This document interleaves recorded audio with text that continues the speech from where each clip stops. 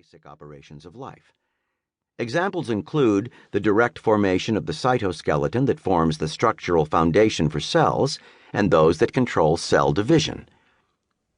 In general, any change to a DNA sequence that affects the function of the gene it comprises should affect the organism one way or another.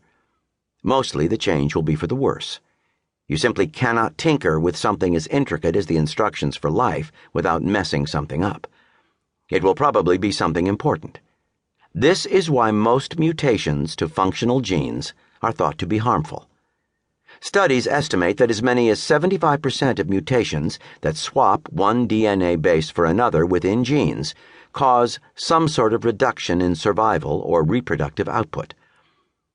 Though most of our genes predate the origin of complex life, others we picked up and tweaked along the way, like genes that allow us to breathe oxygen or perceive light. We eventually gained versions of genes that control the formation of our bodies, with a head at one end and an anus, thankfully, at the other. Much later, we acquired genes that covered us in hair, until changes to those genes took much of that hair away. More recent acquisitions include gene variations that govern complex patterns of thought and reasoning, as well as versions of genes that allow us to communicate those thoughts with one another through speech and symbols. Indeed, our bodies and our genes are a living testament to the lives of our ancestors, and so the deciphering of the human genome promised to provide new insights into our evolutionary past. We could find out how, exactly, natural selection has operated and which genes it has affected. We could look for clues about what genetic changes make us different from our primate relatives and when exactly we acquired them. We could piece together our history so much more thoroughly than would ever be possible with fossils and artifacts alone. The technology behind the sequencing of the human genome advanced quickly toward the end of the 20th century. As an undergraduate student at the University of Illinois in the mid-1990s, I worked in a research lab where, after first paying my dues by washing lab equipment, I was trained to sequence DNA. The method we used, first developed by British biochemist Fred Sanger in 1977, came to be known as Sanger's chain termination method, which earned him his second Nobel Prize. Sanger's method included copying sections of the DNA molecules and pasting them into bacteria, which conveniently make lots of copies of themselves, and thus also the copied DNA, simply by growing in a petri dish. The large amounts of DNA they produce could then be isolated, purified, and sequenced. Reading the DNA sequence was the trickiest part.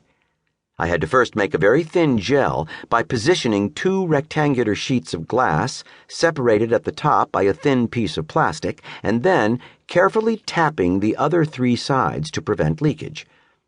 I would then heat a gel solution in a microwave oven and pour it into the top of the rig, in much the same way you might pour Jell-O into a mold, and then let it solidify as it cooled. Inevitably, a small air bubble would form somewhere in the gel, which I would carefully try to push toward the top. If I failed, that part of the gel could not be used. The DNA molecules that had already undergone the chain termination procedure would then be injected with a syringe-like pipette into narrow channels at the top of the gel, which was positioned upright with the top and bottom sitting in a vat of liquid so that an electric current could pass through the entire apparatus. Because DNA is negatively charged, the fragments would be attracted to a positive charge at the base of the gel, forcing them to slowly pass through the gel.